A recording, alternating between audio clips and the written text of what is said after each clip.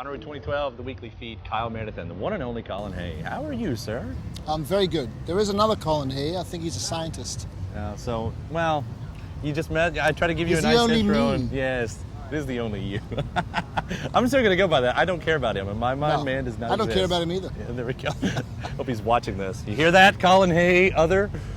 Bonnaroo usually kind of tries to put a wow moment on every year, and there were a couple of them this year, but I think you, for me, was the wow moment because it was like, okay, not only are you singing, but you're performing in the comedy tent. And am I the oldest person here? Are you the oldest person here? The oldest person. You know, the Beach Boys are here, you know? There you go. The Beach Boys, they got and you. Alice, he's probably Sure, older than me, he's right? got you. Actually, there's a lot of people who are older than me here. Yeah, see? You're young at heart. But How did you end up at the comedy tent? Well, you know, I've been playing for the last 25 years after the band broke up, and I play songs, and then in between the songs I tell stories and I try and entertain the folks, and sometimes I'm funny and sometimes I'm not. But, you know, somebody saw me from the books Bonnaroo at one of the shows I did, and he thought that I'd be good for the comedy tent, you know, so. And I went on after Garfunkel and Oates. Right. Which is, you know, they say that there's three things you shouldn't do in entertainment, and that's follow children, animals, or Garfunkel and Oates. But they're awesome. But no, I was fine. Yeah. It was good, and I enjoyed myself. And did you have to change anything up? I mean, did you have to think about, like, for the first time you had to work on a comedy bit? I mean, no, does funny become natural? No, I to didn't. You? I did nothing. I did nothing. Yeah. To change my act at all. I just did this. That's confidence. I just did the same old stuff. That's confidence right there. And I thought, hey, it worked yesterday. It's going to work today. No, that works so well. I notice most comedians, though, as they talk about it, people, you know, go for funny because they had such crappy childhoods, and, you know, they hated their. Did you have to get to that dark place for your humor? No, well, my childhood was great. I have no complaints about my childhood. I'm really, very lucky in that sense. But then again, I'm not a comedian. Nah, way to play that one down. That's nice. That's nice. Well, no, there's lots going on. I know, you know, speaking of those early years too, you're celebrating the 30th anniversary of that debut record. Well, I'm not celebrating it really because I lost Greg Ham about a month ago, so it's not really, there's nothing really for me to celebrate. But I mean, it is 30 years, but it doesn't. To be honest, it doesn't really mean anything to me. So you're not big into the nostalgia. You don't go back. No, I don't really look back that much. Yeah.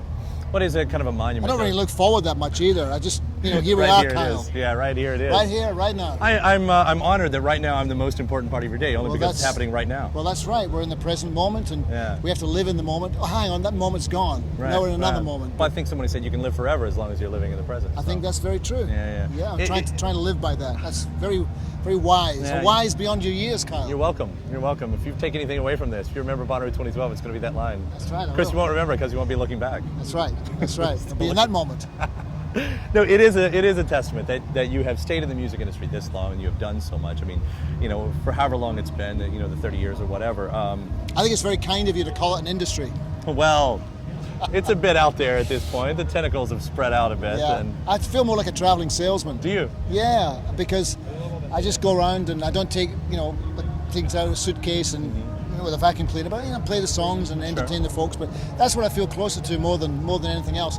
But I've been around for a while, and I have beautiful fans, and everyone says that, and probably everyone means it. But I really, after I got dropped by major record labels in the early '90s, all I did was I played acoustic guitar and sang, and sometimes I had a band, sometimes not.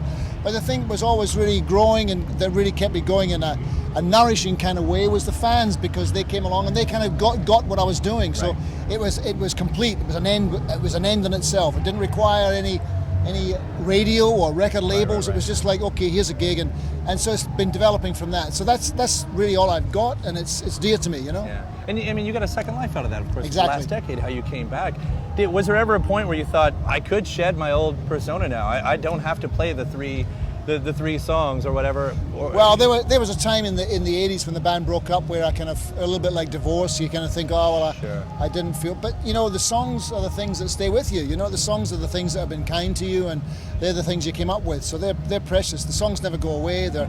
And you know, personnel changes and so forth. But no, music's beautiful in that sense.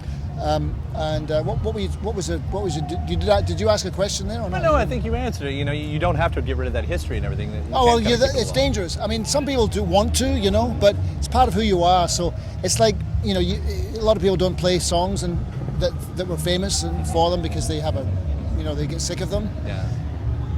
But you can let songs go through constant rebirths. You know, it depends on how much you put into it. You know, sometimes whenever I play those songs, I love it. You know, just because they can be fresh. They're as fresh as you want them to be. Right. You know, you're really in control of it. Yeah. Well, you've made some beautiful records over the years, the solo records, everything. Gathering Mercury, of course, I know it was written under dark times. Yeah. Well, also that's my father died a couple of years ago, and I wrote that album after that. But in a lot of ways, it was a selfish thing because it was a way of keeping him. It was a way of bringing him back. You know, it wasn't really so much writing songs about the fact that he was dead. It was writing songs that were inspired while he was alive. You know, because he was a very alive man. You know, and he had a music shop in Scotland, and so when I was growing up, talking about childhood, you know, from the age between the age of 5 and 14, I had surrounded by records and guitars and drums and pianos. My father played me the Beatles and stuff. Beautiful time, you know, really good. Yeah, well, it's a great way to do it and everything.